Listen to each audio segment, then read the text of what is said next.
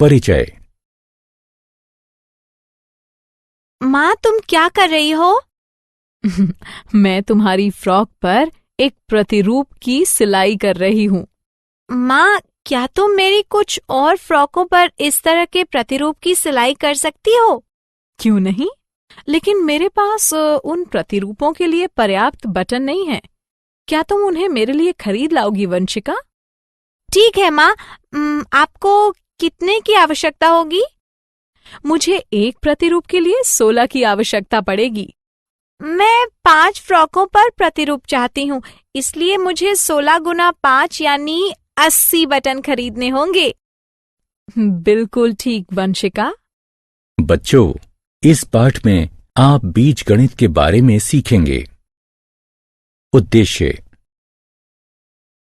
इस पाठ के अंत में आप निम्न करने में सक्षम हो जाएंगे: बीजगणित को परिभाषित करना, चर राशि को परिभाषित करना, सामान्य अंकगणितीय गुणधर्मों को व्यक्त करने के लिए चर का उपयोग करना, ज्यामितीय अवधारणाओं को व्यक्त करने के लिए चर का उपयोग करना, वास्तविक जीवन की समस्याओं का अनुवाद बीजीय व्यंजकों में करना, बीजीय समीकरणों को हल करना, चर की संकल्पना।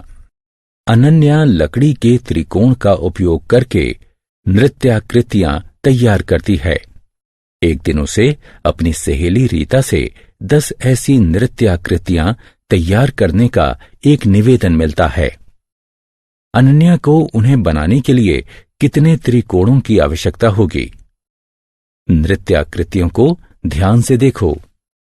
अनन्या इसे बनाने के लिए 9 त्रिकोणों का उपयोग करती है, इसलिए 10 नृत्याकृतियों के लिए अनन्या 9 गुणे 10 बराबर 90 त्रिकोणों का उपयोग करेगी।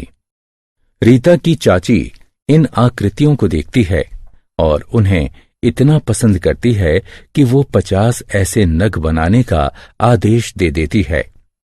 अनन्या इन 50 नृत्याकृतियों में कितने त्रिकोणों का उपयोग करेगी? अनन्या एक आकृति में 9 त्रिकोणों का उपयोग करती है, इसलिए 50 आकृतियों में वो 9 गुणे 50 बराबर 450 त्रिकोण उपयोग करेगी। अनन्या 50 आकृतियों में 450 त्रिकोणों का उपयोग करेगी। एक एकल नृत्याकृति में अनन्या द्वारा उपयोग किए जाने वाले त्रिकोणों की संख्या स्थिर है, हालांकि उसके द्वारा उपयोग किए गए कुल त्रिकोणों की संख्या उसके द्वारा तैयार की गई नृत्याकृतियों की संख्या के आधार पर बदलती है। इसलिए हम निम्नलिखित व्याख्या द्वारा सामान्यीकरण कर सकते हैं। यदि अनन्या n नृत्याकृतियां तैयार करती है, तब उसे 9 गुणे n त्रिकोणों की आवश्यकता होगी। बीजगणित। बीजगणित गणित का एक खंड है जो वर्णमाला के अक्षरों के साथ संख्याओं को दर्शाता है। विभिन्न उत्तर प्राप्त करने के लिए अक्षरों को विभिन्न संख्याओं से बदला जाता है, इसलिए चूंकि अक्षर का संख्यात्मक मान घटता बढ़ता है, उन्हें चर कहा जाता है। आइए कुछ और वास्तविक जीवन की परिस्थितियों को देखते हैं जिसमें बीजगणित का उपयोग किया जाता है। राजू एक हाउसिंग सोसाइटी में कारों को साफ करता है। वह प्रत्येक कार को साफ करने के 200 रुपए लेता है। राजू की कुल आय चर के रूप में व्यक्त कीजिए। राजू की कुल आय उसके द्वारा साफ की गई कारों पर निर्भर है। मान लीजिए कि वो n कारें साफ करता है। राजू द्वारा एक कार को साफ करने का मूल्य 200 रुपए है, तो राजू द्वारा n कारों को साफ करने का मूल्य 200 गुणा n रुपए होगा। अतः राजू की कुल आमदनी है 200 n रुपए। आइए एक और उदाहरण देखते हैं। रिया अभी 5 वर्ष की है। अब से 10 वर्षों बाद की उसकी आयु ज्ञात कीजिए। एक चर के साथ व्यंजक का सामान्यीकरण कीजिए। अभी रिया की आयु 5 वर्ष है। 10 वर्ष पश्चात रिया की आयु 5 + 10 होगी। m वर्ष पश्चात रिया की आयु 5 + m होगी। इसलिए अब से m वर्षों के पश्चात रिया 5 + m वर्ष की हो जाएगी। अंक गणितीय गुण एवं चर। आइए अब चरों की सहायता से कुछ और अधिक उपयोग होने वाले अंक गणितीय गुणों को व्यक्त करते हैं। ये गुण हैं क्रम विनिमय गुण, साहचर्य गुण, वितरण गुण। आइए प्रत्येक बिंदुओं को संक्षेप में देखते हैं। क्रम विनिमय गुण। दो संख्याओं का जोड़ और गुणा क्रम विनिमय होता है। दूसरे शब्दों में दो संख्याओं के जोड़ और गुणा के क्रम में बदलाव उनके योग और गुणन को प्रभावित नहीं करता है। 9 + 8 तथा 8 + 9 बराबर होता है 5 × 6 तथा 6 × 5 बराबर होता है। क्रम विनिमय गुण सभी संख्याओं के लिए सत्य है। अतः हम इसका चरों के साथ निम्न रूप से सामान्यीकरण कर सकते हैं। a + b बराबर b + a, a × b बराबर b × a। साहचर्य गुण। तीन संख्याओं का जोड़ और गुणा साहचर्य होता है। दूसरे शब्दों में तीन संख्याओं के जोड़ और गुणा के क्रम में बदलाव उनके योग और गुणन को प्रभावित नहीं करता है। कोष्ठक में 9 + 8 + 7 तथा 9 + कोष्ठक में 8 + 7 बराबर हैं। कोष्ठक में 5 × 6 × 4 तथा 5 गुणा कोष्ठक में 6 × 4 भी बराबर हैं। साहचर्य गुणधर्म सभी संख्याओं के लिए सत्य है। अतः हम इसका चरों के साथ निम्न रूप से सामान्यीकरण कर सकते हैं। कोष्ठक में a + b + c बराबर है a + कोष्ठक में b + c बराबर है a × b × c बराबर है a × b × c बराबर है। वितरण गुण। इस व्यंजक को देखिए। 5 गुणा कोष्ठक में 8 + 9। इसे इस प्रकार भी लिखा जा सकता है 5 × 8 + 5 × 9। ये गुण योग पर गुणन की वितरणता के रूप में जाना जाता है।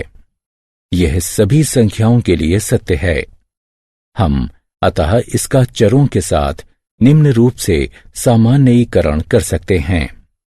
कोष्ठक में a + b × c बराबर है a × c + b × c के। ज्यामितीय अवधारणाएं एवं चर। चर की अवधारणा ज्यामिति के लिए बढ़ाई जा सकती है। उदाहरणार्थ, वृत्त का व्यास उसकी त्रिज्या का दुगना होता है। इसे इस प्रकार भी व्यक्त किया जा सकता है। व्यास बराबर 2 × त्रिज्या या d बराबर 2 × r, जहां d और r दोनों चर हैं। यदि r का मान बदलता है तब d का मान भी बदल जाता है। आइए परिमाप और क्षेत्रफल को व्यक्त करने के लिए चरों का उपयोग करते हैं। परिमाप। किसी भी 2 आयामी आकृति की परिधि उसके घेरे की लंबाई होती है। आयत ABCD का परिमाप AB + CB + DC + DA होगा। हम जानते हैं कि आयत की सम्मुख भुजाएं समान होती हैं, इसलिए लंबाई के लिए DC = AB = L और चौड़ाई के लिए DA = CB = B। यदि परिमाप को चर P के द्वारा प्रदर्शित किया जाता है तब P = L जमा B जमा L जमा B होगा, जो कि बराबर होगा 2L जमा 2B के, जो बराबर होगा 2 कोष्ठक में L जमा B के। चर P चरों L तथा B के साथ बदलने से बदलता है। वर्ग का परिमाप ABCD बराबर AB जमा CB जमा DC जमा DA। जैसा कि हम जानते हैं कि एक वर्ग की सभी भुजाएं समान होती हैं, अतः भुजा के लिए AB बराबर CB बराबर DC बराबर DA बराबर S है। यदि परिमाप को चर P के द्वारा दर्शाया जाता है, तब P बराबर S जमा S जमा S जमा S यानी 4S होगा। चर P का मान चर S के साथ घटता बढ़ता है। क्षेत्रफल आयत ABCD का क्षेत्रफल लंबाई गुणा चौड़ाई है। यदि क्षेत्रफल को चर A, लंबाई को L तथा चौड़ाई को B के द्वारा प्रदर्शित किया जाता है, तब A बराबर L गुणा B होगा। चर A, चरों L तथा B में आत्म मूल्यांकन। प्रश्न को ध्यानपूर्वक पढ़ें तथा सही विकल्प पर क्लिक करें। बीजीय व्यंजक।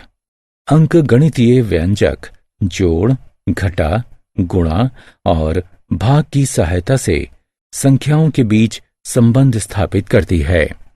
यहाँ कुछ अंकगणितीय व्यंजक हैं। एक अंकगणितीय व्यंजक का परिणाम इसे हल करके निर्धारित किया जाता है। आइए इनमें से प्रत्येक अंकगणितीय अभिव्यक्ति को हल करते हैं। बीजीय व्यंजक 4 अंकगणितीय संक्रियाओं की सहायता से संख्याओं और चरों के बीच संबंध स्थापित करता है। यहाँ कुछ बीजीय व्यंजक हैं। एक बीजीय व्यंजक का परिणाम निर्धारित किया जा सकता है जब केवल व्यंजक में चर का मान ज्ञात हो। आइए हम चर के विशिष्ट मानों के लिए इनमें से प्रत्येक बीजीय व्यंजकों को हल करते हैं। बीजीय व्यंजकों की संरचना। आइए अब हम कुछ बीजीय व्यंजक लेते हैं तथा उनकी संरचना किस प्रकार से की गई है उसे समझते हैं। 3 गुणा n जमा 12। n को सर्वप्रथम 3 से गुणा किया जाता है एवं तत्पश्चात परिणाम में 12 जोड़ा जाता है। y भाग 7 जमा 5। y को सर्वप्रथम 7 से भाग दिया जाता है, तत्पश्चात परिणाम में 5 जोड़ा जाता है। कोष्ठक में r घटा 8 गुणा 14। 8 को सर्वप्रथम r से घटाया जाता है, तत्पश्चात परिणाम को 14 से गुणा किया जाता है। 6 जमा 3 गुणा कोष्ठक में m घटा 12। m से सर्वप्रथम 12 को घटाया जाता है, तत्पश्चात अंतर को 3 से गुणा किया जाता है एवं परिणाम में 6 जोड़ा जाता है। 56 भाग कोष्ठक में s गुणा 3। s को 3 से गुणा किया जाता है एवं तत्पश्चात गुणन को 56 से विभाजित किया जाता है। आइए अब हम बीजीय व्यंजकों की सहायता से कुछ वास्तविक जीवन की परिस्थितियों को व्यक्त करते हैं। केशव एक टॉफी और एक चॉकलेट खरीदता है। चॉकलेट टॉफी से 20 रुपए महंगी है। टॉफी की कीमत अनुसार चॉकलेट की कीमत की व्याख्या कीजिए। यदि टॉफी की कीमत x रुपए है, तब चॉकलेट की कीमत x जमा 20 होगी। समीरा 200 रुपए की कीमत की एक किताब और 30 रुपए प्रति नोटबुक की कीमत से कुछ नोटबुकें खरीदती है। एक बीजीय व्यंजक के रूप में समीरा द्वारा खर्च की गई कुल राशि की व्याख्या कीजिए। यदि y समीरा द्वारा खरीदी गई नोटबुकों की संख्या है, तब नोटबुकों पर समीरा द्वारा खर्च की गई राशि 30 गुणा y यानी 30y है। किताबों और नोटबुकों पर समीरा द्वारा खर्च की गई कुल राशि 30y जमा 200 है। आइए एक और उदाहरण देखें। 5 वर्ष के पश्चात राजेश के पिता की आयु राजेश की आयु की 3 गुना होगी। अब से 5 वर्ष पश्चात राजेश की आयु के अनुसार पिता की आयु व्यक्त कीजिए। यदि राजेश की आयु a वर्ष है, तब बीजीय समीकरण। आइए इस कथन पर विचार करते हैं। 4 घटा 3 बराबर 1। इसे गणितीय रूप में इस प्रकार से व्यक्त किया जा सकता है। इस तरह के गणितीय व्यंजक को अंकीय व्यंजक के रूप में भी जाना जाता है। अब गणितीय व्यंजक पर विचार करते हैं। t घटा 5 बराबर 2। ये गणितीय व्यंजक एक बीजीय समीकरण है। एक बीजीय समीकरण एक या एक से अधिक चरों का होता है। आइए अब हम समीकरण के 2 गुणधर्मों को देखते हैं। एक, किसी एक समीकरण के 2 पक्ष होते हैं, बायां पक्ष या LHS तथा दायां पक्ष या RHS। 2 बराबर का चिन्ह LHS एवं RHS को बराबर करता है। आइए अब हम सभी पुराने बीजीय व्यंजक को बीजीय समीकरणों के रूप में व्यक्त करते हैं। x जमा 20 बराबर 25। 30y जमा 200 बराबर 1100। कोष्ठक में a जमा 5 गुणा 3 बराबर 45। एक चर का वो मान जिसके लिए एक समीकरण संतुष्ट हो जाता है, उसका हल कहलाता है। आइए अब हम बीजीय व्यंजक के उदाहरण पर पुनर्विचार करते हैं। केशव एक टॉफी और एक चॉकलेट खरीदता है। चॉकलेट की कीमत टॉफी की कीमत से 20 रुपए अधिक है। यदि केशव द्वारा चॉकलेट पर 25 रुपए खर्च किए गए तो टॉफी की कीमत क्या है? एक बीजीय समीकरण बनाइए तथा इसका हल ज्ञात कीजिए। यदि टॉफी की कीमत x रुपए है, तब चॉकलेट की कीमत x जमा 20 होगी, किंतु चॉकलेट की कीमत 25 रुपए दी गई है, इसलिए x जमा 20 बराबर 25 है। यह समीकरण सत्य है यदि x का मान 5 है, इसलिए x बराबर 5 समीकरण का हल है। इसका मतलब है कि टॉफी की कीमत 5 रुपए है। आइए एक और उदाहरण को देखते हैं। समीरा 200 रुपए कीमत की एक पुस्तक तथा 30 रुपए प्रति नोटबुक की कीमत की कुछ नोटबुकें खरीदती है। यदि समीरा कुल 1100 रुपए की राशि खर्च करती है तो नोटबुक की कीमत ज्ञात कीजिए। एक बीज आत्म मूल्यांकन। आइए जांचें कि अब तक आपने क्या सीखा। बीजीय समीकरणों का उनके हल के साथ मिलान कीजिए।